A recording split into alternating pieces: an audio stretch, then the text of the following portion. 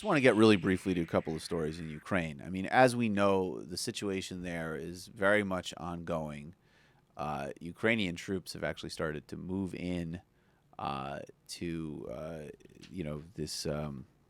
We know really briefly. This is actually not what we'll primarily focus on, but we know that Ukrainian special forces and military forces have gathered outside of Slavyansk on today, actually, to basically attempt to reclaim buildings that are being occupied right now by pro-Russian activists. Now, again, who these activists are, what they're doing, this is all very hotly contested. And you know, and clearly, Putin is there's signals emanating from Russia that this could precipitate the next wave of Russian troop presence and occupation of Ukraine. But I think it's fascinating though, because at the same time, and I know a lot of people are very focused on the notion that Ukraine doesn't really have cohesion as a country, and that's certainly what the Russian kind of frame has been.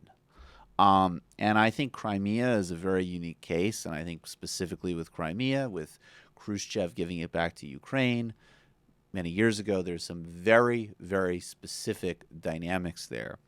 But that said, as a result of Russia's occupation of Crimea and other perceived Russian interference in Ukraine and the kind of after effects of Euromaidan, you are now seeing unprecedented levels of cohesion in public opinion in Ukraine, and that opinion is definitely leaning towards Europe.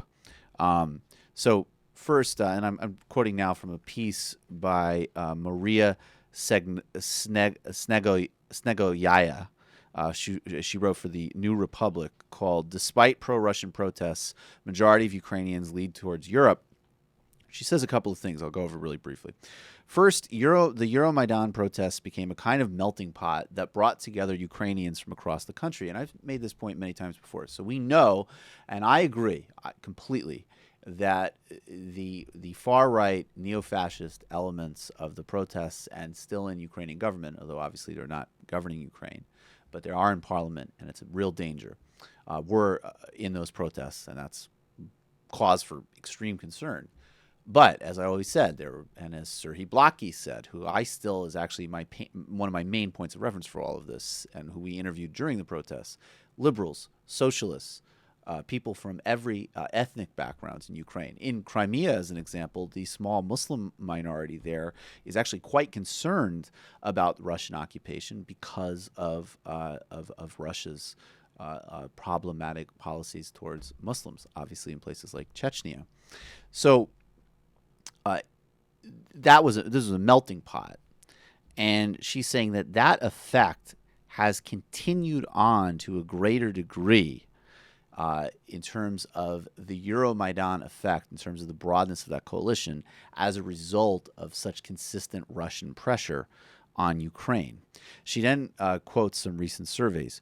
More recent surveys that indicate that a convergence on issues of Ukrainian sovereignty and territorial integrity have substantially accelerated following the Crimea invasion. According to a survey by the Kiev International Institute of Sociology, a majority of Ukrainians in all regions, this is again really key, in all regions, condemn the deployment of Russian troops in Ukraine. 93% of people in the West and center held this position, 73% in the South, and 68% in the East.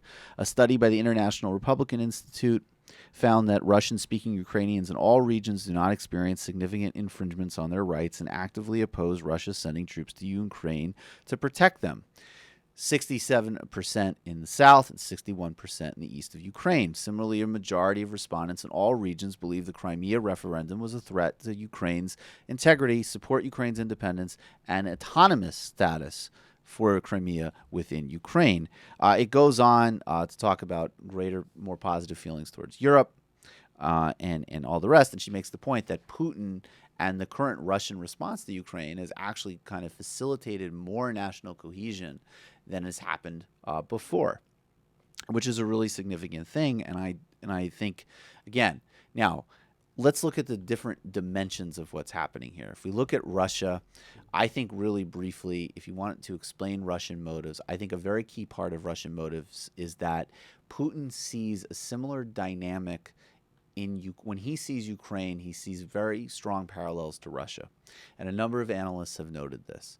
So he sees those stirrings in civil society, and indeed he sees the fact that some of those people in civil society get funding from the United States and others, which they get funding from in Russia as well. He perceives that as a direct, a similar scenario could play against him in Russia. He sees the parallels. He's also switching rhetorically, which is an interesting thing to focus on, where he's talking about, and other analysts of Russia have noted this, that there is a shift from the national temporal idea of Russia to a more kind of broad Russian ethnic identification and Russian ethnic cohesion, which actually opens the door for interventions in a place like Ukraine, or as for that matter, perhaps in Estonia and other areas where there are Russian-speaking populations. So that's the dynamic there.